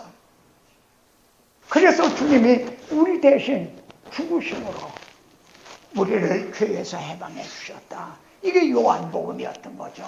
그런데 같이요, 내가 볼 때 그의 발 앞에 엎드려 죽은 자 같이 되며 그의 오른손을 내게 얹고 이르시되 두려워하지 말라. 나는 처음이요 마지막이라. 곧 살아있는 자라. 전에 죽었었노라. 여러분, 전에 죽었었노라. 이게 요한복음입니다. 지금 곧 살아있는 자라. 이게 계시록입니다. 계시록에서는 계속 살아계셔서요, 이제 세세토록 살아있어 사망과 엄무의 열쇠를 가졌다. 내가 사망을 통하여 사망의 세력을 잡은 자 마귀의 머리를 멸했다. 이제는 내가 사망과 음부의 열쇠가 내 손에 있다. 여러분, 이걸 안다면 우리가 얼마나 용기를 얻고 이 싸움을 하는데 정말 담대할 수가 있겠습니까? 그러니까 이제 전에 죽었었노라가 요한복음이고, 세세토록 살아있어서 우리와 세상 끝날까지 함께 하신다는, 이것이 계시록적인 주님의 사역인 겁니다. 그래서 이제 요한복음 후에 계시록을 주셨다. 이 점을 이제 기억하시기 바라고요. 그러면은 먼저 주신 요한복음의 기록 목적이 뭔가? 같이요. 예수께서 제자들 앞에서 이 책에 기록되지 아니한 다른 표적도 많이 행하셨으나 오직 이것을 기록하면 너희로 예수께서 하나님의 아들 그리스도이심을 믿게 하려며 또 너희를 믿고 그 이름을 힘입어 생명을 얻게 하느니라. 두 가지를 위해서입니다. 요한복음의 기록 목적은 예수님이 누구시냐? 주는 그리스도시요 살아계신 하나님의 아들이십니다. 이걸 믿게 하려며, 그럼 그분이 우리를 위해서 뭘 해주셨느냐? 그분이 우리 대신 죽어주셨다. 죄값인 사망인 이걸 대신 죽어주셨다. 이를 힘입어 예수 그리스도의 공로를 힘입어 대속을 힘입어 그걸 믿는 믿음으로 영생을 얻게 하렵니다. 이게 요한복음을 기록한 목적입니다. 복음의 확고한 자에게 계시록은 주어졌다. 예? 자, 그러면은 우리 요한복음에서는 뭐랍니까? 시작. 아들을 믿는 자에게는 영생이 있고, 내가 진실로 너희에게로는 내 말을 듣고 또 나버리신 사람 믿는 자는 영생을 얻었고, 진실로 너희에게로는 믿는 자는 영생을 가졌나니, 보십시오. 영생이 있고 영생을 얻었고 영생을 가졌네. 누가? 믿는 자는 제가 왜 이 점을 강조하느냐? 구원은요 계시록에서 주어지는 게 아닙니다. 이단들은 계시록에서 구원이 좌우되는 줄 알아요. 이렇게 하면은 구원을 얻고 14만 4천이 지금 수가 조금 남았다 이거야. 빨리 와야 그 수에 든다. 뭐 이런 식으로요. 또 666 이거 맞으면은 구원을 잃어버린다. 계시록에서 구원이 좌우되는 것처럼 말하고 있다 이거야. 아니에요. 구원은 계시록에서 주어지는 게 아니에요. 요한복음에서 주님이 다 이루었다 그랬죠. 십자가상에서. 그걸 요한복음은 왜 기록한 목적이 뭐예요? 예수님이 누구시냐? 그분이 우리를 왜 뭘 해주셨느냐? 그걸 믿는 자는 영생이 있고 영생을 얻었고 영생을 가졌다. 그러니까 영생은 어디서 주어져요? 계시록에서가 아니라 요한복음에서요. 그럼 계시록은 뭐냐? 영생을 얻은 자들이 이 복음을 위해서 이기는 자는 선한 싸움을 싸우는 거예요. 계시록은 그겁니다. 자, 내가 그들에게 영생을 주노니 영원히 멸망하지 않는 내 손에서 빼앗을 자가 없나니라.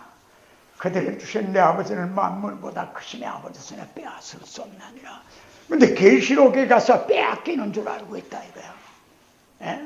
아직 복음이 뭔지를 그리고 믿는다는 믿음에 확고하지 못하니까 계시록에 가서 계시록에서 구원을 잃어버리는 양 그렇게 생각했어요. 요한복음에 확고한 자에게 계시록은 주어졌다. 그러면 두 번째, 아까 요한복음의 기록 목적이 뭔가를 생각하시고요.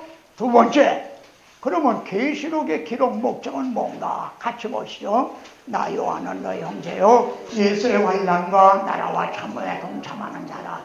하나님의 말씀과 예수를 증언하였으므로 말미암아 반모라는 섬에 있었더니 주의 날에 내가 성령에 감동되어 그 뒤에서 나는 나팔소리 같은 큰 음성을 들으니 이르되 내가 보는 것을 두루마리에 써서 이제 7교회 등에 이제 7교회로 보내라 하시기로. 그래서 계시록은 기록이 된 거예요. 뭐를요? 내가 보는 것을 두루마리에 써서, 그때는 이 두루마리 안에 성경이 피지, 이제 양피지나 파피루스 같은 이렇게 두루마리에 써서 7교회에 보내라. 이게 기록 목적이에요. 그럼 내용은 뭘까? 여기에서 내가 보는 것을 그랬는데, 그럼 요한이 보는 것이 뭘까? 요한에게 보여주신 게 뭘까? 보는 것을 기록하라는 거죠. 그래서 7교회에다 보내라 그러셨단 말이에요. 그럼 요한에게 보여주신 게 뭔가? 계시록에는 내가 보니까 54번에 나왔다. 열어서 보여주는 것이 계시다. 환난과 이렇게 있는 요한에게 말이죠. 반모라는 섬에 있더니 시작. 성령으로 나를 데리고 크고 높은 산으로 올라가 하늘로부터 하늘에서 내려온 거룩한 성 예루살렘을 보이니. 여러분, 요한에게 보여주신 게 이제 우선 결론부터 얘기를 한 겁니다. 요한을 높은 산으로 데리고 올라가서요, 쫙 창세기부터 계시록까지 지금 펼쳐지는 그걸 쫙 보여주신 거죠. 높은 산에 올라가 이걸 파노라마식으로 볼 수 있는 게 아니겠습니까? 그러니까 이걸 기록을 해서 7교회에다 보내라는 거죠. 그러면 한마디로 하면 현재 고난은 장차 우리에게 나타날 영광과 비교할 수 없다. 이걸 말씀하려는 거죠. 지금 이제 요한이 기록할 당시에는 교회가 환난 중에 있었어요. 요한도 반모섬에 귀향을 가서, 그리고 교회도 환난 불같은 시험 중에 있었어. 그들에게 써서 이걸 내가 보는 것을 7교회에다 보내라 하는 거는, 그리고 높은 산으로 데려가 이렇게 보여주신 거는 현재 고난은 이걸 말씀하는 거다. 그러면은 자, 계시록의 중심 주제가 뭔가 보세요. 여기 보면은 계시록의 중심 주제, 여기 보면은 내가 신부 곧 어린 양의 아내를 내게 보이리라. 아내를 보여요. 어린 양의 아내. 근데 이 어린 양의 아내들이 지금 어떻게 돼 있죠? 환난 중에 있는 거예요. 요한은 반모섬에, 그리고 교회는 어린 양의 신부들의 아내가 환난 중에 있어요. 그래서 이제 하늘로부터 오는 거룩한 성을 보이니, 신부를 보인다고 하면서 하늘로부터 오는 거룩한 성 예루살렘을 보이니, 이 예루살렘 성이 성도들로 하여금 이루어진 거예요. 이게 에베소서 2장 마지막 절을 보십시오. 너희도 성령 안에서 하나님의 거하실 초소가 되기 위하여 지어져 가느니라. 여러분이 구원 얻은 사람은 구원 얻을 때 하나의 벽돌과 같아요. 근데 그 벽돌들로 연결해서 하나님이 거하실, 하나님은 물리적인 이렇게 손으로 지은 그런 데 계시는 하나님이 아니다 이거예요. 그러니까 여기에서 문자만 보면은 거룩한 성 예루살렘 성을 새 예루살렘인 것 같지만 이것이 신부들인 거예요. 믿는 자들이 연결해서 지어져 가는, 뭐 이 정도는 더 애를 써서 설명 안 해도 아시고 그걸 보여주신 거예요. 그리고 그 문 위에 이름을 썼으니 이스라엘 자손의 12지파이랍니다. 그리고 이제 거기에 또 기초 속에는요 사도의 이름이 12사도. 그러니까 구약에서 구원 얻은 성도, 신약에 구원 얻은 성도들로 지어져 가는 것이 새 예루살렘이고 어린 양의 신부요. 우리가 하나님을 모시고 영원히 함께 살 하나님의 나라. 이것이 계시록에서 우리에게 보여주길 원하시는 장차받을 영광인 거죠. 네? 그러니까 여기에서 왜 12지파의 이름이 있고 12사도의 이름이 있나? 12지파의 이름은 구약을 대표하는 거죠. 12사도는 신약을 대표하는 거. 그러니까 구약의 남은 자, 신약의 남은 자. 이들이 이제 이들로 이루어지는 이것이 새 예루살렘. 자, 환난 중에 있는 구약교회도요 똑같아요. 이것까지 여러분 전해줘야 성도들이 더 확고하게 될 거예요. 바울이 요한에게만 그렇게 보여주신 게 아니에요. 에스겔 선지자에게도 보세요. 우리가 사로잡힌 지 25째 해, 70년이 돼야 돌아오는데 지금 25년이 된 거야. 그러니까 턴넷 한 가운데 있는 거죠. 환난 한 가운데 있어요. 그때 하나님은 어떻게 했냐? 시작. 나를 매우 높은 산을 위에 내려놓으시는데 거기에서 나무를 향하여 성읍 형상 같은 것이 있더라. 똑같잖아요. 요한을 높은 산으로 데리고 올라가셔서 환난 중에 있는 요한에게 보여주신 것과 환난 중에 있는 포로 중에 있는 구약교회 그 선지자 에스겔을 높은 산으로 데려가서 거룩한 성을 또 보여주셨죠. 그리고 시작. 내가 내게 보이는 그것을 눈으로 보고 귀로 들으며 내 마음으로 생각할지어다. 내가 이것을 내게 보이려고 이리로 데리고 왔나니 너는 본 것을 다 이스라엘 족속에 전할지어다. 요한에게도요 너는 본 것을 7교회에다가 그대로 전하라. 하나님의 마음이 똑같으신 거예요. 계시록을 통해 우리에게 하시고자 하는 말씀이 뭔가 이게 분명해지는 거죠. 그 성읍의 이름을, 그리고 에스겔서의 끝이요, 이게 마지막 구절입니다. 에스겔에 여호와 삼마라. 시작. 여호와 삼마. 다시 여호와 삼마. 그게 뭐요? 하나님이 거기 계시다, 이겁니다. 계시록은요 하나님의 장막에 사람들과 함께 있음에 하나님의 거기 계시다. 똑같잖아요. 그러니까 환난 중에 있는 구약교회에게 하신 것과 환난 중에 있는 신약교회에 하신 것이 다 이제 똑같은 하나님의 마음. 자, 그러면요 요한복음을 받은 후에 계시록으로 가야 한다 그랬는데요, 요한복음에서는요 시작. 이루었도다 하시고 십자가상에서 이루었다. 다 이루어졌어요. 계시록에 가서 이루어지는 거 아니에요. 질문 하나 드리겠습니다. 아마겟돈 전쟁이 언제 일어날까요? 아마겟돈 전쟁. 이게 언제 일어날까요? 이미 일어난 겁니까? 앞으로 일어날 일입니까? 여기서 조금 더요 달리 구속사에 있어서 하나님의 구원 계획에 있어서 최대의 싸움이 어느 싸움이라고 보십니까?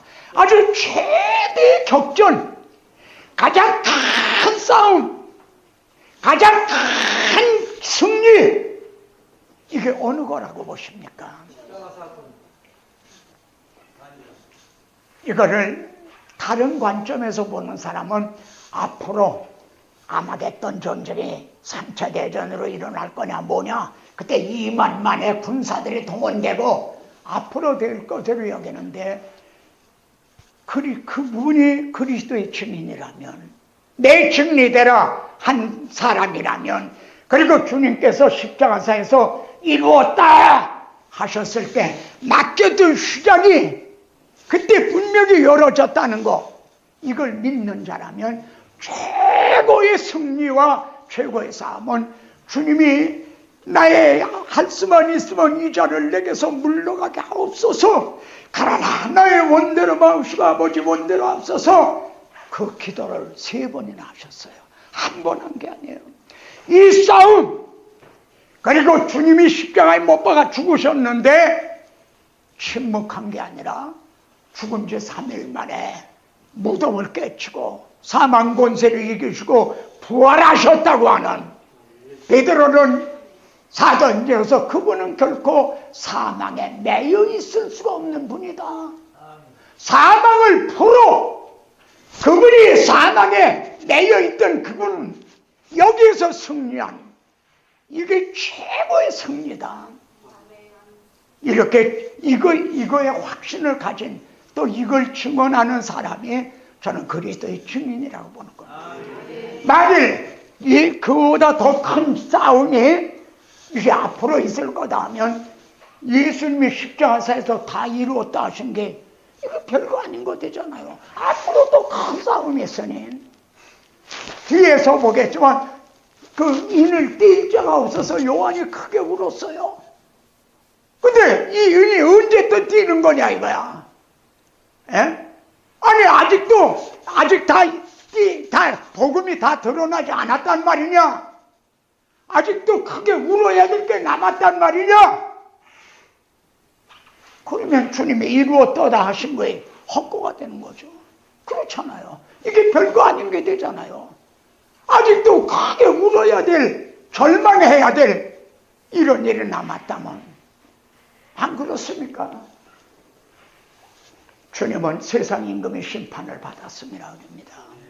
내가 세상을 이겼노라. 예?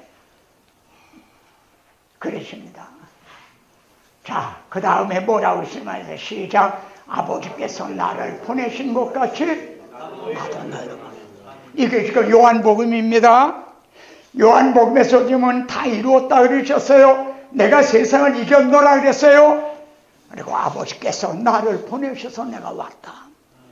나를 승천하면서 나도 너희를 보내노라. 어디로요?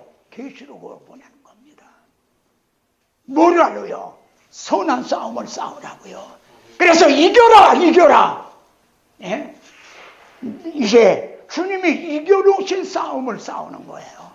그래서 그 다음에 뭘 시작. 이 말씀을 하시면 베드로가 어떠한 죽음으로 하나님께 영광을 돌릴 것을 가리키미로라. 이 말씀하시고 베드로에게 이르시되 나를 따르라 하시니 예? 너는 나를 따르라 하시더라. 내가 젊어서는 네 힘으로 다녔지만 늙어서는 내가 원치 않는 곳으로 끌려가 팔을 벌리리라. 베드로가 정말 팔을 벌려 십자가에 거꾸로 못 박여 죽었죠. 그래서 주님을 뭐라 그랬어요? 너는 나를 따르라. 예. 겟세마네 동산에서 기도하실 때 제자들은 다 잠이 들어 있었어요. 3번이나 다. 그때 마지막으로 하신 말씀이 일어나라. 함께 가자. 지라이. 몸은 주파. 예. 전 그게 그렇게 좋아요. 일어나라. 함께 가자. 우리만 보내신 게 아니에요. 너희를 보내노라. 그리고 우리만 보내신 게 아니에요. 예? 너는 나를 따르라. 내가 앞장서 간다. 예? 구약 성경을 보세요. 항상 하나님의 앞에서 싸워주시는 분이에요. 예? 신명기나 여호수아를 보세요. 내 하나님이 너희 앞에서 싸우시는 하나님이시다. 예? 구름기둥, 불기둥이 맨 앞에서 인도하셨잖아요. 동일해요. 지금도 주님은 우리 앞에서 인도하시고 우리와 함께 너는 나를 따르라. 이게 계시록입니다. 이래서 지금 계시록으로 가는 겁니다. 이해가 되십니까? 이제 이게 요한복음에서 주님은 다 이루어 놓으셨어요. 내가 세상을 이겼노라. 대표 잡기 위해서 다윗이 골리앗을 물리치듯 내가 이겼다. 예? 그러니까 나도 너희를 보내노라. 너는 나를 따르라. 예? 이들에게 계시록은 주어진 말씀입니다. 자, 그래, 이 말씀도 있나 모르겠습니다. 계시록을 한마디로 하면요, 주님은 나와 복음을 위하여 자기 목숨을 잃으면 구원하리라. 계시록을 한마디로 하면 이 말씀을 하기 위한 거다. 계시록에서는 고난을 당하며 순교하여 시작 자기 목숨을 얻는 자는 잃을 것이요 나를 위하여 자기 목숨을 잃는 자는 얻으리라. 누구든지 제 목숨을 구원하고자 하면 잃을 것이요 누구든지 나를 위하여 제 목숨을 잃으면 찾으리라. 누구든지 자기 목숨을 구원하고자 하면 잃을 것이요 누구든지 제 목숨을 구원하고자 하면 잃을 것이요 누구든지 나를 위하여 제 목숨을 잃으면 구원하리라. 무릇 자기 목숨을 보존하고자 하는 자를 잃을 것이요 잃는 자는 살리라. 이거 역설이죠. 완전 그거 아닙니까? 예? 목숨을 얻는 자는 잃게 된다는 거예요. 그리고 잃는 자는 얻는다는 거예요. 근데 이게 계시록이에요. 목숨을 위해 잃었던 자들이 20장에 가서는 그들이 왕 노릇을 하잖아요. 예? 지금 우리가 지는 것 같지만, 예? 우리가 지금 고난을 당하지만, 주님은 이 요한 계시록은 바로 이 한 말씀을 하기 위한 것이다 해도 과언이 아니다. 그래서 바울은 우리가 주와 함께 죽었으면 함께 살 것이요 참으면 또한 함께 왕노릇 할 것이요. 바울의 이게 마지막 순교당할 직전에 기록한 마지막 서신입니다. 바울은 이걸 믿고 죽었어요. 근데 요한계시록에서는 바로 이렇게 주와 함께 죽은 자들이 함께 살아 왕노릇하는 이 그 장면을 보여주고 있는 겁니다. 같이 보시죠. 또 내가 보좌들을 보니 거기 앉은 심판한 권세를 받았더라. 예수를 증언함과 하나님의 말씀 때문에 목배임을 받은 자들의 영혼이 이렇게요 살아서 그리스도로 더불어 천년 동안 왕노릇하니 내가 보니 하나님의 말씀과 그들의 가진 증거로 말미암아 죽임을 당한 영혼들이 제단 아래서 자 계시록을 대할 때요 선입관을 버리라. 여러분에게는 계시록에 대한 나름대로의 그 자료가 입력이 되어 있을 겁니다. 근데 저는 선입감을 버려라. 첫째, 계시록에는 내가 본 천국이 없다 아니에요. 내가 본 천국. 어떤 사람이 내가 본 천국이라는 책을 써서 베스트셀러가 된 적이 있었죠. 예? 내가 본 천국이 없다. 자, 보십시다. 자기 두루마기를 빠는 자들은 복이 있으니 이는 그들이 생명나무에 나아가며 문들을 통하여 성에 들어갈 권세를 얻으려 함이라. 그런 후에 이쪽에서는요 개들과 점술가 들과 행음자들과 자들과 살인자들과 이들이 말이에요 다 성 밖에 있으리라. 여러분 14절에서는 이렇게 말씀하고 15절에서는 이런 자들이 다 성 밖에 있으리라. 이게 하나님의 나라입니까? 천국입니까? 이게 내가 본 천국입니까? 이건 계시록 22장 마지막 쪽에서 하신 말씀이에요. 이게 주님이 재림하신 후에 이루어질 이게 천국입니까? 이들은 다 심판받았지 않나요? 이들은 그럼 여기에서 보여주시려는 게 뭔가? 하나님의 의도, 하나님의 마음은 뭔가? 들어가는 자와 밖에 있는 자 이걸 대조해 보여주기 위한 겁니다. 들어가는 자와 밖에 내 쫓김을 당할 자 이들은 성 밖에 있는 게 아니라 쫓김을 당하죠. 그래서 거기서 세세토록 슬피 울며 이를 갈미쓰리라. 주님은 또 그렇게 더 설명을 말씀했죠. 근데 여기서는 그렇게 설명을 더 하고 있지 않아요. 왜냐하면 그 정도는 내가 이렇게 말해도 그 정도는 벌써 이해를 하리라. 이들이 성 밖에 있는 게 아니라 성 밖에 쫓겨남을 당해서 거기서 세세토록 슬피 울며 이를 갈미쓰리라 하게 될 것쯤은 알게 있기 때문에 같이 사는 게 아니라 계시록은 이렇게 돼 있어요. 그러면 뭘 보여주시려는 거? 이기는 자가 되라는 거죠.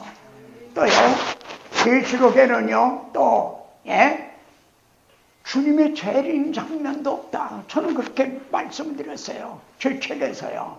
예? 왜냐하면은 자 여기 요 장면을 주님의 재림의 장면으로 학자들은 말합니다. 보라 백마와 그것을 탄 자가 있으니 그 이름은 충신과 진실이라. 그가 공의로 심판하며 싸우더라. 또 그가 핏불인 옷을 입었는데 그 이름은 하나님의 말씀이라 칭하더라. 하늘에 있는 군대들이 있고 깨끗한 세마포를 입고 백마를 타고 그를 따르더라. 예?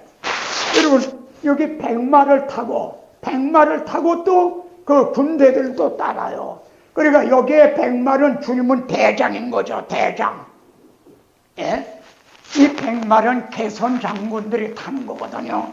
근데 그 군사들도요, 군대들도 백마를 타고 그를 따르는 거예요. 이게 재림 장면입니까? 재림 장면으로 보여집니까? 주님은요, 이렇게, 여기에서 말씀하는 건 너의 하나님 여호와, 그는 너희를 위하여 싸우신 자신이라. 바로 우리를 위해서 지금 싸워주고 계신다는 거. 이걸 보여주시기 위한 것이다. 예? 그래서 너희 중 한 사람이 1000명을 쫓으니 이는 너희 아들 여호와 그가 너희에게 말씀하신 것 같이 너희를 위하여 싸우십니다. 이렇게 말씀하신 것 같이 우리를 위해 싸워주신다는 이걸 보여주기 위한 걸로. 그러면은 주님의 재림 장면 어떻게 묘사가 되어 있습니까? 요한은 계시록에서요, 볼지어다 그가 구름을 타고 오시리라. 복음서에서 말씀한 것과 같이 백마를 타고 온다 그렇게 말하고 있지 않고 요한 자신도 구름을 타고 오시리라. 그리고 각 사람의 눈이 그를 보겠고 그를 찢은 자들도 볼 것이요 땅에 있는 모든 족속이 그로 말미암아 애곡하리니. 막 애곡한다 이거야. 가슴을 치면서 대항해 싸우는 게 아니라, 재림하시는 주님을 대항해 싸우는 게 아니라, 그때는 산아 날 가려달라, 바위야 날 가려달라 애곡하게 된다 이게. 그때 가서 슬피 울며 온다. 그러면서 진노의 큰 날이 됐어요. 누가 능히 서리요? 누가 감히 주님 재림하실 때 맞서서 싸우고 그럴 자가 있는가? 주님의 재림이 그렇다면 얼마나 시시해요. 예? 마태복음에서는 주님은 이렇게 말씀합니다. 번개가 동편에서 서편같이 번쩍인같이 인자의 임함도 그러하리라. 누가복음에서는 이날은 온 지구상에 거하는 모든 사람이 임하리라. 싸운다 그러면 어느 한쪽에서 싸우는 게 되잖아요. 어느 한쪽에서. 그래야 재림하시는 그날에는 주님이 어느 한쪽에서 싸우시는 분이 아니라 이날은 온 지구상에 거하는 모든 자에게 임하게 된다는 거죠. 바울은 이렇게 증언합니다. 주께서 호령과 천사장의 소리와 하나님의 나팔소로 친히 하늘로부터 강림하시리니. 그러니까 계시록에서 지금 보여주고자 하는 것은 주님의 재림 장면을 보여주는 게 아니다. 재림 장면을 보여주실 것이라면 더 영광스럽게 정말 장엄하게 그렇게 보여주실 거다. 그러면 19장의 내용이 뭐냐? 그리스도는 우리를 위해서 싸워주시는 분이라. 일어나라 함께 가자. 내가 앞에서 왔다. 주님은 세상 끝날까지 너희와 항상 함께 있으라는, 함께 싸워주신다는 것을 보여주기 위한다. 자, 여기까지만 하고 한번 되겠습니다. 제가 각 장의 중심점을 여러분이 요걸 기억해 두세요. 그래, 돌아가실 때는요, 혼자 요거를 좀 한번 묵상을 해보세요. 요한계시록의 1장의 중심점은 뭐고, 2장의 중심점은 뭐고, 3장, 4장의 중심점은 뭐, 그러면은 다 꿰일 수가 있어요. 요것만 여러분이 잘 들으시면 계시록 1장부터 22장까지를 그 19장의 중심점은 뭐고, 20장에, 예? 그래서 제가 이렇게 좀 알아듣기 쉽게 조금 수정을 하고 그랬어요. 1절의 중심점은 뭐냐면, 시작, 예수 그리스도에 계시라. 다시 한번, 예수 그리스도에 계시라. 여러분, 이게 어떤 뜻으로 여러분 생각하십니까? 예수 그리스도가 우리에게 계시하신 것이다. 대부분이 그렇게 해석을 합니다. 예수 그리스도께서 우리를 위해 계시해 주신 것이다. 그런데 물론 저는 그런 뜻을 그건 아니다. 저 굳이 뭐 그분들하고 갈랐을 필요가 없어요. 그래, 그런 뜻도 있을 거야. 난 그렇게 포용하려고 합니다. 그러나 여기에 이 말씀은요, 계시록은 예수 그리스도를 계시하는 거라는 거예요. 예수 그리스도를 증언하는 거다 이래요. 주님은 요한복음에서 너희가 성경에서 영생은 없는 줄 알고 성경을 상고하거니와 이 성경이 내게 대하여 증언한 것이라. 구약 성경이 예수 그리스도를 증언하는 것이다 이거야.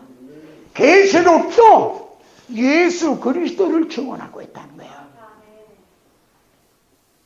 예수 부활하신 주님은 지금 어떻게 하고 계시느냐? 주님은 마태복음에서 마지막 말씀이 세상 끝날까지 너희와 항상 함께 있으리라 우리를 보내시면서, 그러면 주님은 세상 끝날까지 우리와 뭐라고 함께 계시느냐? 계시록에서 그걸 지금 계시하고 있다는 거죠. 자, 보세요. 이는 하나님이 그에게 주사 반드시 속히 일어날 일들을 그 종들에게 보이시려고. 그러면 오는 하나님이 계신 거죠. 그렇지 않습니까? 이는 하나님이 그에게 주사, 그랬으니까 계시록은 하나님이 계신 거죠. 주 성령이 계시한 거죠. 누구를? 예수 그리스도를 증언한 것이다. 그의 천사를 그 종 요한에게 보내어 알게 하신 것이다. 그러니까 하나님이 천사에게, 그리고 천사를 통해 또 요한에게, 이런 순서로 된 거죠. 누구를 증언하기 위해? 예수 그리스도를 증언하기 위해서. 자, 요한은 하나님의 말씀과 그리스도의 증거, 자기가 본 것을 다 증언하였네. 자, 보세요. 하나님이 계시하신 하나님의 말씀, 그리고 예수 그리스도의 계시라 한 그리스도의 증거를 자기가 본 거, 자기에게 보여주신 거, 난 그걸 다 증언했다. 그러면 요한에게 보여주신 예수 그리스도는 어떤 모습으로 보여주셨나요? 예수 그리스도의 증거, 즉 자기에게 본 것을 다 증언했다. 어떻게 했냐면 복음서에서 다 이루었다 하신 주님, 계시록에서는 뭘 하고 계시는가? 나는 이걸 증언하기 위해서 이 자리에 섰다. 제가 강의 계시록을 여러분 앞에서 강의하겠다는 것은 다시 한번 예수 그리스도를 증언하기 위해서.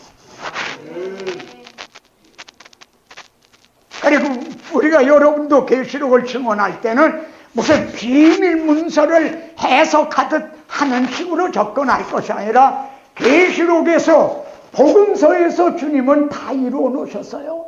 복음서에서. 그러면 계시록에서는 주님은 무슨 일을 하고 계시는가? 계시록에서는 말입니다.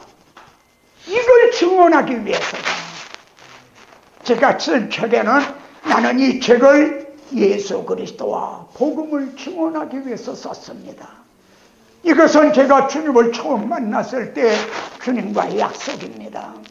저는 계시록도 예수 그리스도를 증언하기 위해서 이 자리에 섰다. 자, 그럼 봅시다. 그럼 요한에게 보여주신 것이 뭔가 좀 봅시다. 계시록의 목적, 하나님을 위하여 나라와 제사장으로 삼. 아까 설명을 드렸습니다. 요점은 하나님을 위하여 나라와 제사장으로 삼으신, 우리를 피로 사셔서 하나님께 드리시고, 하나님의 잃어버렸던 자기 백성들을, 하나님의 형상들을 지었던 그들을 다시 이제 나의 찬송을 부르게 하려 합니다. 그러한 하나님의 제사장으로, 그래서 하나님을 대리하여 이제 다스리는 일을 위해서 이제 이게 목적이다. 주님이 십자가에 달리신 목적. 여호와는 나의 목자시 내게 부족함이 없으리로다. 나로 하여금 푸른 초장에 눕게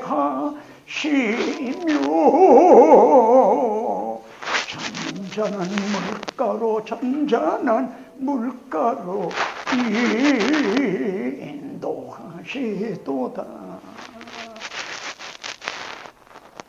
거기에 이렇게 나옵니다. 내 영혼을 소생시키시며 자기 이름을 위하여 우리를 의의 길로 인도하신다. 자기 이름을 위해. 여러분, 이게 성경의 가장 중심적인 목적입니다. 예? 우리를 구원하시는 것이 왜 구원하십니까? 잃어버린 백성을 찾아 함께 살아야만 하나님의 이름과 영광이 온전히 회복이 되기 때문에. 예? 그래서 주님이 십자가 지신 것도 요한복음 12장 보세요. 아버지요, 아버지 이름을 영화롭게 하옵소서. 이게 첫째 목적입니다. 하나님을 위하여. 그래서 우리들의 기도 제목도 너희는 먼저 그의 나라와 그의 의를 구하라 하신 겁니다. 자, 그러면요. 자, 요걸 드리려고 시간이 됐는데요. 그럼 요한에게 보여주신 예수 그리스도의 첫 계시가 뭔가? 아까 요한은 자기에게 보여주신 거를 예수 그리스도의 증거, 자기에게 보여준 그걸 다 증언했다. 난 다 기록했다. 그러면은 요한에게 보여주신 첫 장면이 뭔가 좀 보세요. 예? 내가 보는 것을 두루머리에 써서 7교회 보내라 하시기로. 그래서 몸을 돌이켜 나에게 말한 음성을 알아보려고 돌이킬 때에 첫째 보여준 게 뭐죠? 7 금초대입니다. 7 금초대가 뭡니까? 여러분이 섬기시는 교회입니다. 아마 모르긴 하지만은 여기에 대교회 목사님들은 아마 안 계시는지 모릅니다. 여러분의 교회가 외모로 보면은 서문화 교회 같이 정말 교세도 연약하고 예배 초소도 정말 그렇게 장엄한 모습이 아닐는지 모릅니다. 그러나 주님이 보시는 것은 외모가 아닙니다. 그 강단에서 어린 양의 피가, 복음이, 하나님의 말씀이 혼잡되게 없이 바로 증언하고 있는가. 그러면 여러분을 향해서 내가 내 가난을 안다. 그러나 실성은 내가 부유한 자다. 7 금초대를 보여주셨습니다. 이게 처음에 보여주신 겁니다. 왜 금초대입니까? 주님의 피로 사신 교회이기 때문에 가장 귀한 금에다가 비해서 금초대를 하겠어요. 여러분이 섬기는 교회가 아무리 초라해 볼지라도 학개서에서는 말씀합니다. 수르바벨 성전 짓는 걸 보고 사내가 나무를 갖다 주었어요. 솔로몬의 성전은 금은으로 줬어. 너희 눈에 어떻게 보이느냐? 보잘것없지 아니하냐. 그러나 내가 이전에 낮은 영광으로 이전 영광보다 더 크게 하리라. 여러분 교회를 보십니다. 예? 그리고 7 촛대만 보여주신 게 아니라 촛대 사이에 계시는 인자를 보여주십니다. 여러분의 마음이 어떻습니까?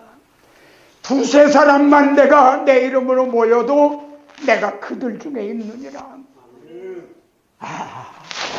촛대만을 보여준 게 아니라 촛대 사이에 인자 같은 이가 되시는 걸 보여요. 그런데 그 인자 같은 분은 팔에 끌리는 옷 입고 가슴에 금띠를 띠고 그랬어요. 이게 누구의 복주 아닙니까? 제사장의 복주 아닙니다. 주님은 요한복음에서 제사장이 되셔서 양이나 송아지가 아니라 자신을 제물로 드려주신 제사장. 그래서 교회를 피로 사시고 그들 가운데 교회를 눈에다 넣어도 아프지 않을 그렇게 사랑을 하신다. 그 다음에 보여준 장면이요.